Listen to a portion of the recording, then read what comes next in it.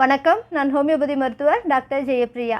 இந்த வீடியோவில் நம்ம எதை பற்றி தெரிஞ்சுக்க போகிறோன்னா, நம்ம உடம்புல இரும்பு சத்தை அதிகரிக்க நம்ம என்ன மாதிரியான உணவுகள்லாம் எடுத்துக்கணும், எதெல்லாம் பண்ணக்கூடாது, இரும்பு சத்து குறைபாட்டினால ஏற்படக்கூடிய பிரச்சனையை என்ன மாதிரியான அறிகுறிகள் மூலம் தெரிஞ்சுக்கலாம், அதை பற்றி தான் நம்ம இந்த வீடியோவில் பார்க்க போகிறோம். இந்த இரும்பு சத்து நமக்கு ஏன் ரொம்ப அவசியம் அப்படின்னு பார்த்தோம்னா, நம்ம ரத்தத்தில் இருக்கக்கூடிய சிவப்பணுக்களோட உற்பத்திக்கு இந்த இரும்பு சத்து ரொம்பவே அவசியம். இந்த சிவப்பணுக்களில் இருக்கக்கூடிய ஹீமோகுளோபின்ற புரதம் தான் நுரையீரல்லேருந்து ஆக்சிஜனை உடம்புல இருக்க எல்லா திசுக்களுக்கும் கொண்டுட்டு போகுது. அதே மாதிரி எனர்ஜி ப்ரொடக்ஷனுக்கு, ஆற்றல் உற்பத்திக்கு, அதே மாதிரி டிஎன்ஏ சிந்தசிஸ்க்கு, அதே மாதிரி நோய் எதிர்ப்பு மண்டலத்தை வலுப்படுத்தவும் இந்த இரும்பு சத்து நமக்கு ரொம்ப அவசியமாக தேவைப்படுது.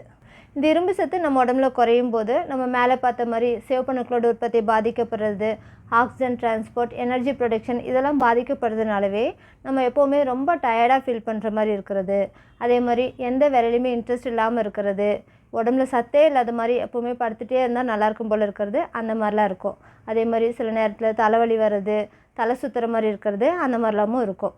அதே மாதிரி தலைமுடி கொட்டுறது, அதே மாதிரி இந்த பிரச்சனை ரொம்ப அதிகமாகும்போது நமக்கு ஈஸியாக மூச்சு வாங்குற மாதிரி இருக்கிறது, சிலருக்குலாம் நெஞ்சில் அப்படியே ரொம்ப படபடப்பாக இருக்கிற மாதிரி இருக்கிறது, அந்த மாதிரியான அறிகுறிகள்லாம் காட்டும்.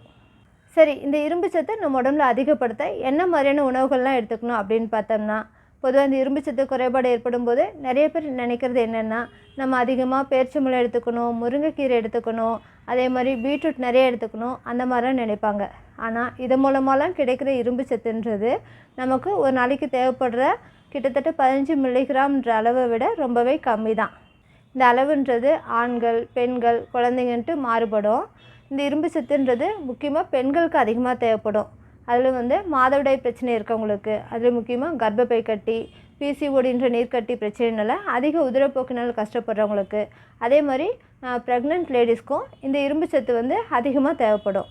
இந்த இரும்பு சத்துன்றது காய்கறிங்க, கீரைங்க, பழங்க, பயிர் வகைகள் இந்த மாதிரி நிறைய உணவுகள் மூலமாக நமக்கு கிடைச்சாலும், எதெல்லாம் எடுத்துக்கும்போது நமக்கு அதிகமான அளவில் இந்த இரும்பு சத்து கிடைக்குது அப்படின்றத பற்றி பார்க்கலாம். பொதுவாக இந்த இரும்பு சத்துன்றது நமக்கு அசைவ உணவுகள் மூலமாக ஈஸியாக கிடைக்கிற மாதிரி இருக்கும். முக்கியமாக ஈரல் எடுத்துக்கும்போது, அது ஆட்டு ஈரல், கோழி ஈரல் இது மூலமெல்லாம் எடுத்துக்கும்போது நமக்கு கிட்டத்தட்ட 7லேருந்து 8 மில்லிகிராம்ன்ற அளவுக்கு நமக்கு இரும்பு சத்து அதிகமாகவே கிடைக்குது. அதே மாதிரி ஆட்டுக்கறி, மீன் வகைகள்னு பார்த்தோம்னா நெத்திலி மீன் இதெல்லாம் நம்ம எடுத்துக்கும்போது நமக்கு கிட்டத்தட்ட 3லேருந்து 4 மில்லிகிராம்ன்ற அளவுக்கு நமக்கு இரும்பு சத்து கிடைக்குது.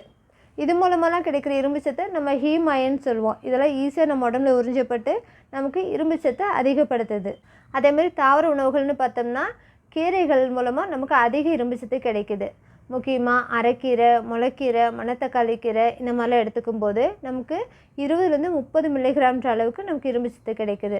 அதே மாதிரி புதினா, கொத்தமல்லி, கருவேப்பிலை இதெல்லாம் எடுத்துக்கும்போது கிட்டத்தட்ட 10லேருந்து 15 மில்லிகிராம்ன்ற அளவுக்கு நமக்கு இரும்பு சத்து கிடைக்குது. இதெல்லாம் பார்க்கும்போது தாவர உணவுகளில் தானே நமக்கு அதிகமான அளவுக்கு இரும்பு சத்து கிடைக்குது, நான்வெஜ்ஜை விட இதில் தானே அதிகமான அளவில் கிடைக்குது அப்படின்லாம் தோணும். ஆனால் இதில் என்னென்னு பார்த்தோம்னா, இந்த தாவர உணவுகள் மூலமாக கிடைக்கிற இரும்பு சத்தை நான் ஹீம் அயன் அப்படின்னு சொல்லுவோம்.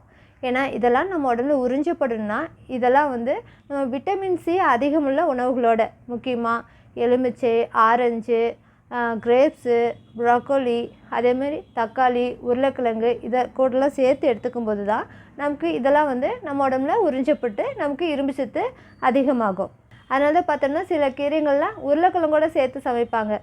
அதே மாதிரி பருப்பு, தக்காளிலாம் சேர்த்து அந்த மாதிரி சமைக்கலாம். அதே மாதிரி கருவேப்பிலெல்லாம் பெரிய நெல்லிக்காயோடு சேர்த்து ஜூஸ் மாதிரி பண்ணி அந்த மாதிரி எடுத்துக்கலாம். இந்த மாதிரி விட்டமின் சி அதிகமுள்ள உணவுகளோடு சேர்த்து எடுத்துக்கும்போது தான் இந்த தாவர உணவுகளில் இருக்கக்கூடிய இரும்பு சத்து நம்ம உடம்புல உறிஞ்சப்பட்டு நமக்கு இரும்பு சத்தை அதிகப்படுத்தும். அதே மாதிரி முந்திரி, பாதாம், பிஸ்தா, நிலக்கடலை இதெல்லாம் 100 கிராம் இந்த அளவுக்கு எடுத்துக்கும்போது இது மூலமாக கிட்டத்தட்ட 4 மில்லிகிராம்ன்ற அளவுக்கு நமக்கு இரும்பு சத்து கிடைக்குது. அதே மாதிரி கருப்பு உளுந்து, காராமணி, பச்சைப்பயிறு, ராஜ்மா இதெல்லாம் எடுத்துக்கும்போது நமக்கு கிட்டத்தட்ட 7லேருந்து 14 மில்லிகிராம்ன்ற அளவுக்கு இரும்பு சத்து நமக்கு கிடைக்குது. இது எல்லாமே தாவர உணவுகள்ன்றதுனால கண்டிப்பாக விட்டமின் சி அதிகமுள்ள உணவுகளோடு சேர்த்து எடுத்துக்கும்போது தான் இதில் இருக்க இரும்பு சத்து நம்ம உடம்புல உறிஞ்சப்பட்டு நமக்கு இரும்பு சத்து அதிகப்படுத்தும். எப்படி இந்த விட்டமின் சின்றது நம்ம உடம்புல இரும்பு சத்து உறிஞ்சப்படுதலை அதிகப்படுத்துதோ, அதுக்கு அப்படியே ஆப்போசிட்டாக நம்ம டீ, காஃபியில் அதிகமாக எடுத்துக்கும்போது இது நம்ம உடம்புல இரும்பு சத்து உறிஞ்சப்படுதலை தடுக்குது. ஸோ அயர்ன் டெஃபிஷியன்சி அனிமியா மாதிரி ரத்த சோகையினால் பாதிக்கப்பட்டிருக்கோங்க கண்டிப்பாக டீ, காஃபியில் கண்டிப்பாக குறைச்சிக்கணும். இந்த வீடியோவில் நம்ம என்ன மாதிரியான உணவுகள்லாம் எடுத்துக்கும்போது அதே மாதிரி எதோடலாம் சேர்த்து நம்ம எடுத்துக்கும்போது நம்ம உடம்புக்கு அதிகமான அளவுக்கு இரும்பு சத்து கிடைக்குது அப்படின்றத பற்றிலாம் பார்த்தோம். இந்த வீடியோ உங்களுக்கு பிடிச்சிருந்தா லைக் பண்ணுங்கள், உங்கள் ஃப்ரெண்ட்ஸுக்கும் மற்றவங்களுக்கும் ஷேர் பண்ணுங்கள், சேனலை சப்ஸ்கிரைப் பண்ணுங்கள். நன்றி, வணக்கம்.